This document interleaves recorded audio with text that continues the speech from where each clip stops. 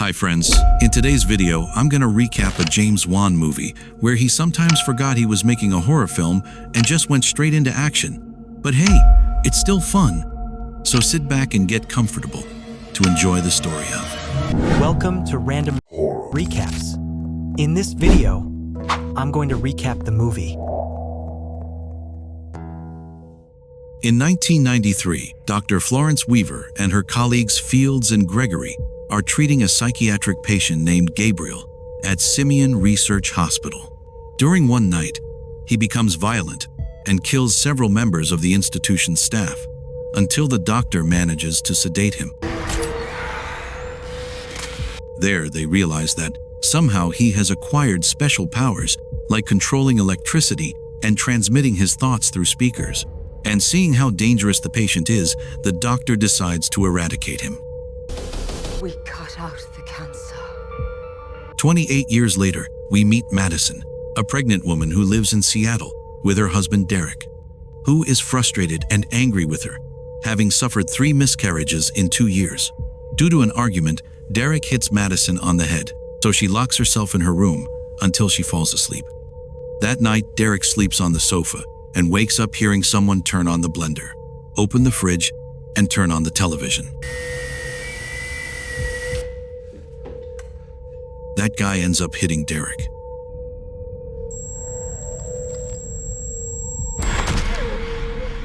Madison wakes up believing she dreamed all this. But when she goes downstairs to the living room, she realizes it wasn't a dream. Gabriel has returned and begins to chase her until he knocks her out. And why did Gabriel appear in Madison's house? Well, keep watching, like and subscribe. Later, the police arrive at the house and take Madison to the hospital, while detectives Kakoa and Regina arrive at the crime scene. When she wakes up, Madison's sister Sydney tells her that her son didn't survive. No! 2 days later, Kakoa shows up to ask Madison questions, but she is in shock from having lost another child and doesn't want to talk. Later, the detectives discover that Derek had assaulted Madison before he died, so they think she might be a suspect in the murder. 2 weeks later, Madison is discharged and returns to her house. At night, the electricity starts to fail, and Madison sees that Gabriel is outside. Because of that, she tries to quickly close all the entrances to the house, but she missed one. Scared, Madison locks herself in her room, telling herself that she's imagining all this. There's no one there. It's all of it. It's all of it. The next day, for safety, she installs locks on all the doors. That day, her sister arrives, and Madison confesses that she is adopted. Sydney, I'm adopted. What the hell? Oh my God, no way. After that, a woman who works in the Seattle Underground starts hearing some noises. She turns on the lights, but there's no one there, although when she looks up, she is attacked by Gabriel.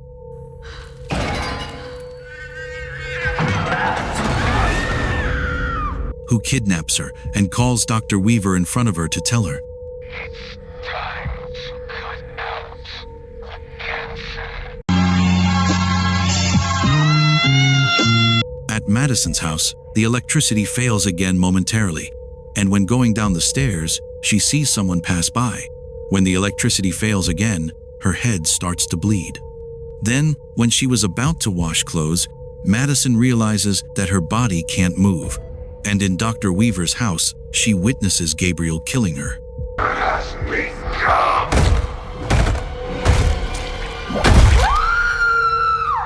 At that moment, she wakes up again believing it has all been a dream.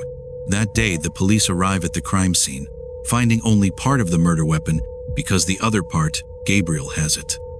Upon checking the house, the detectives find a photo of one of the doctor's patients. On the news, they report Weaver's death, and Madison tells her sister that she saw how they killed her, although she doesn't know how.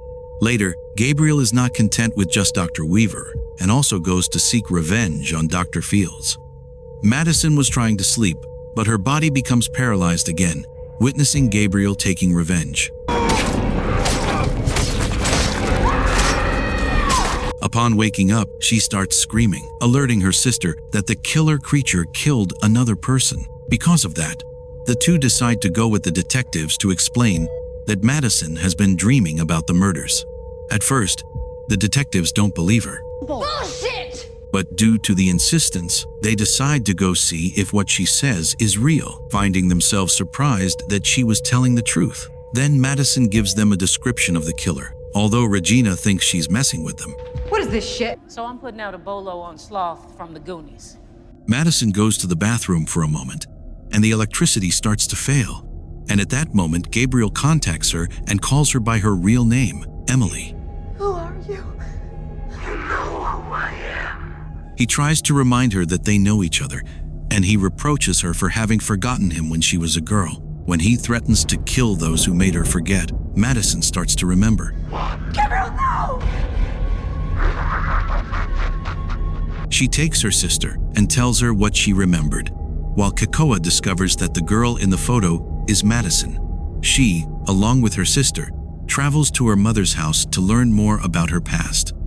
Madison asks about Gabriel, and her mother plays a videotape that shows that on her 9th birthday, Madison was talking to Gabriel. Her parents thought it was her imaginary friend, but Madison insisted that Gabriel was real.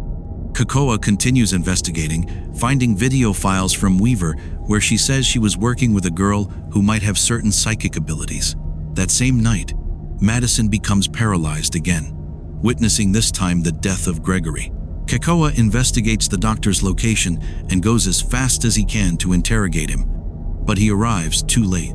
Madison tries to warn him that Gabriel is still there, but he can't hear her. Gabriel attacks him, but he can't handle the detective, so he flees the building. Kekoa tries to chase him, but Gabriel is faster. The detective doesn't give up and follows Gabriel to the Seattle Underground, where he loses sight of him. Gabriel attacks him, starting a fight until he escapes. Why are you running? Why are you running? The next day, the detectives tell Madison that her real name is Emily May and that she was a patient of Dr. Weaver. Madison confesses that she doesn't remember what happened in her childhood. So, the detectives decide to call a hypnotherapist to try to unlock Madison's memories. She starts to remember when she lived with her adoptive parents and Gabriel tried to kill her stepsister. Madison! Cut her. Since he couldn't achieve it, after Sydney's birth, Madison gradually began to forget Gabriel, leaving him in her subconscious. Madison blames Gabriel for being the cause of the murders, although Regina doesn't understand a damn thing about what's happening. Wait, are you saying that the killer is your imaginary friend? Yes. The lady tries to escape from the attic where she is locked up, and it turns out that she was always in Madison's house.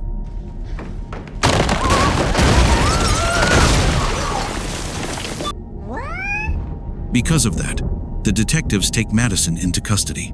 Upon checking the attic, the police find Gabriel's coat and also the murder weapon. With all the evidence, the detectives incriminate Madison, although she keeps insisting that it's not her. Stop lying to us.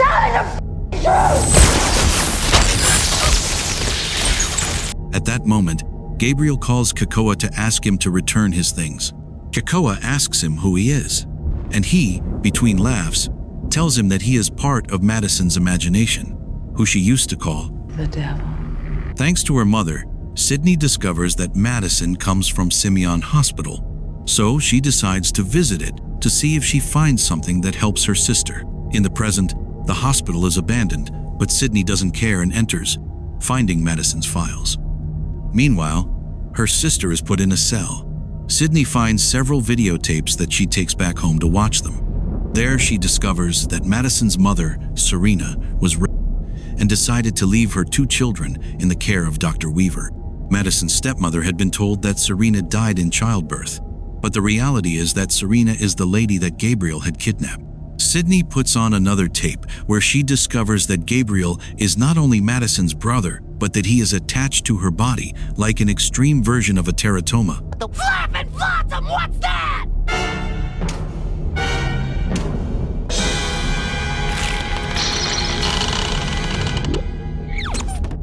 parasitic twin that feeds on Madison. Sydney puts on another tape and watches as Madison can see everything Gabriel sees, because he has access to her brain.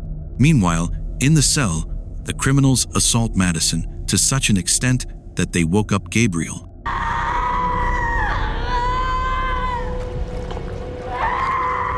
The doctor's investigations resulted in Gabriel being able to control Madison to the point that he can use her body and do whatever he wants, while keeping his sister in a mental prison. Because of that, the doctors had no choice but to remove the teratoma.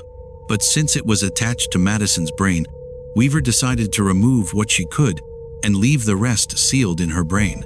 But due to the blow Madison received, he was able to wake up and come out of it, thus managing to control Madison's body again. This is when James Wan forgets that this is a horror movie, and it starts to look more like an action movie when Gabriel attacks all the criminals and manages to get out of the cell. Sydney calls Kakoa to tell him what she discovered. Kakoa thinks it's crazy, but at that moment they hear a noise. That noise is Gabriel, who is looking for his weapon and his coat to attack any police officer who approaches him. See? I told you it now looks like an action movie. What is this shit? Everyone tries to stop Gabriel, but it seems like no one knows how to aim. When Kakoa looks at Madison, he yells at her, trying to wake her from her mental prison. But Gabriel starts to attack him. Regina tries to help him as best she can, but ends up injured. She and Kakoa try to escape, but Gabriel doesn't let them. The only one who leaves is him. Kakoa gets up and heads to the hospital where Madison's mother is. Sydney arrives first to look for her, but runs into Gabriel, who, jealous of her, decides to kill her. At that moment, Serena wakes up and tries to use Naruto's talk no jutsu until Kakoa shows up and shoots him. Gabriel counterattacks and also injures Sydney, who tells Madison that Gabriel is the reason why she could never have a child, since he fed on the fetuses to rebuild himself. At that moment, by the power of the script and by the power of love, Madison manages to control Gabriel, making him believe that he killed her sister, when in reality it's not so. Madison, by controlling her brain, locks Gabriel in a cell in her mind. And not only did she manage to control Gabriel, but also his powers. She tells Sydney that, biologically or not, she will always consider her her sister. And that is how the movie ends.